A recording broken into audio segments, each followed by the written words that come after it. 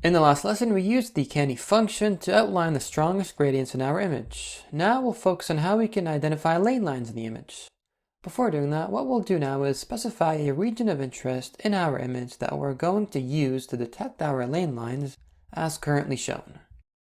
Before proceeding any further, what we'll do first is actually wrap our code inside of a function by defining a function, canny, which takes in an image. And what we'll do is copy the canny algorithm code inside of the function.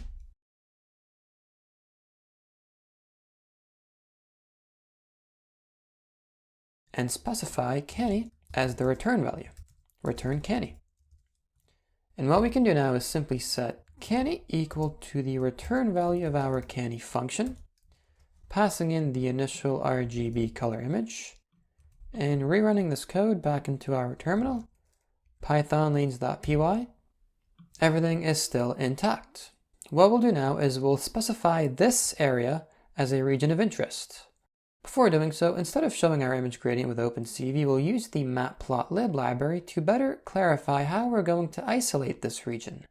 You should already have matplotlib installed courtesy of the Anaconda distribution, so what we can do now is import matplotlib. And we're going to need the subpackage from matplotlib called pyplot as an alias plt. Conveniently, pyplot contains the function imshow. So we can just replace cv2 with plt. And in this case, no need to specify a window name, just the image. The equivalent of OpenCV's wait key function would simply be plt.show. If we go back and run the code in our terminal, pythonlanes.py, we get the same image along with x and y axes. Notice how the y axis starts from the first row of pixels and then goes downwards. With our axes, we're going to limit the extent of our field of view based on the region of interest, which ultimately traces a triangle with vertices of 200 along the x and 700 pixels along the y, which would simply be the bottom of the image, 1100 pixels along the x, and once again the bottom of the image, 700 pixels at the y, the very bottom. And the last vertex will simply be 550 pixels along the x and 250 traveling down the y, ultimately tracing a triangle that isolates the region where we want to identify the lane lines. So the goal of this video will be to create an image that's completely black, a mask, with the same dimensions as our road image, and fill part of its area with a triangular polygon. First and foremost, we'll revert showing the image to being done with OpenCV rather than matplotlib. And what we'll do now is define a function, def region of interest, which also takes in an image.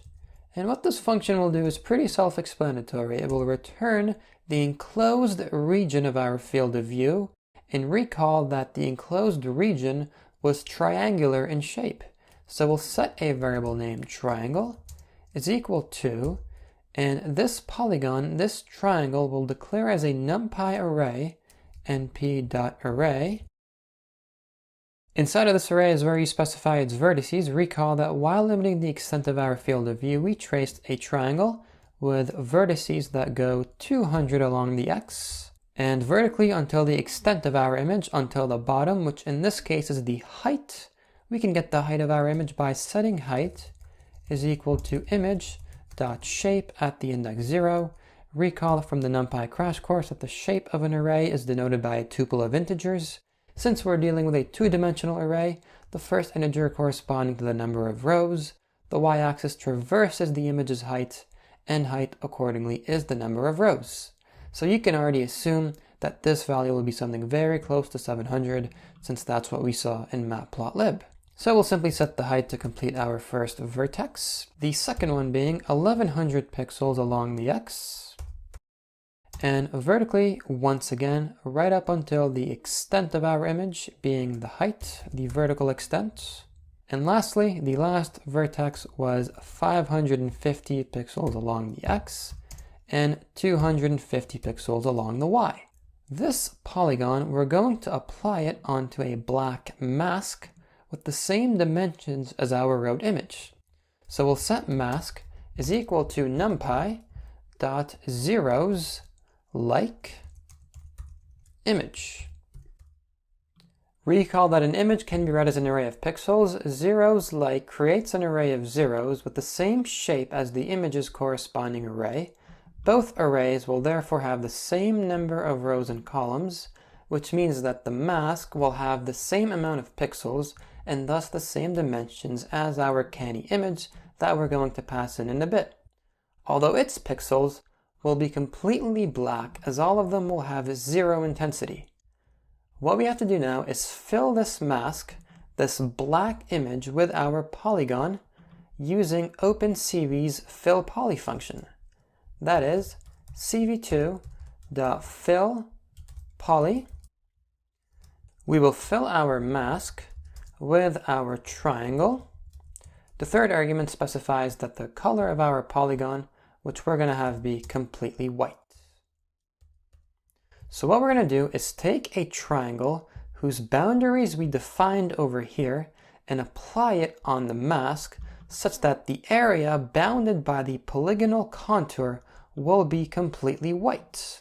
What we'll do now is return our modified mask, return mask, and instead of showing the canny image, we'll be showing the return value of our function, region of interest. And the image that we're going to pass in is simply going to be the canny image.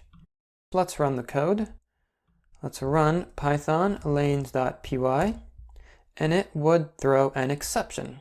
And that's because fillPoly, the fillPoly function, fills an area bounded by several polygons, not just one. Even though you and I both know that we're dealing with only a single polygon, we'll rename this variable from triangle to polygons for consistency, and we'll set it equal to an array of polygons. In our case, an array of simply one polygon. Change this from triangle to polygons.